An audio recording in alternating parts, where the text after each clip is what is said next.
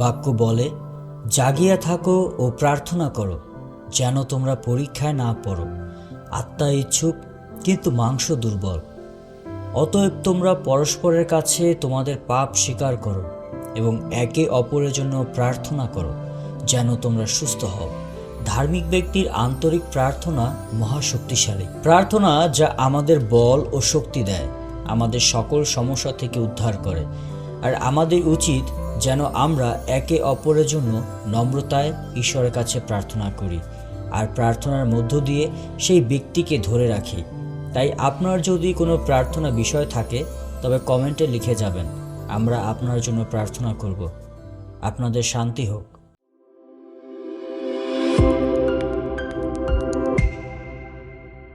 হে সদাপ্রভু, আমাদিগকে নয় কিন্তু তোমারই নাম গৌরবান্বিত করো, তোমার দয়ার অনুরোধে, তোমার সত্যের অনুরোধে। জাতিগণ কেন বলিবে, কোথায় উহাদের ঈশ্বর? আমাদের ঈশ্বর তো স্বর্গে থাকেন, তিনি যাহা ইচ্ছা করিয়াছেন তাহাই করিয়াছেন। উহাদের প্রতিমা সকল রৌপ্য ও স্বর্ণ, মনুষ্যের হস্তের কার্য। মুখ থাকিতেও তাহারা কথা কহে না, চক্ষু থাকিতেও দেখিতে পায় না, কর্ণ থাকিতেও শুনিতে পায় না, নাসিকা থাকিতেও ঘ্রাণ পায় না, হস্ত থাকিতেও স্পর্শ করিতে পারে না, চরণ থাকিতে চলিতে পারে না। তাহারা কণ্ঠে কথা কহিতে পারে না, যেমন তাহারা তেমনি হইবে তাহাদের নির্মাতারা, আর যে কেউ সেইগুলোতে নির্ভর করে।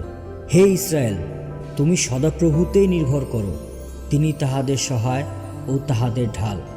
হারুনের কুল, তোমরা সদাপ্রভুতেই নির্ভর করো, তিনি তাহাদের সহায় ও তাহাদের ঢাল।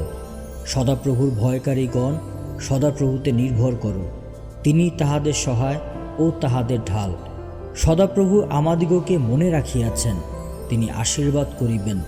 ইসরায়েলের কুলকে আশীর্বাদ করিবেন, হারুনের কুলকে আশীর্বাদ করিবেন। যাহারা সদাপ্রভুকে ভয় করে, তিনি তাহাদিগকে আশীর্বাদ করিবেন। ক্ষুদ্র কি মহান সকলকে করিবেন। সদাপ্রভু তোমার বৃদ্ধি করুন, তোমাদের ও তোমাদের সন্তানগণের বৃদ্ধি করুন। তোমরা সদাপ্রভুর আশীর্বাদ প্রাপ্ত, তিনি স্বর্গের ও পৃথিবী নির্মাণকর্তা।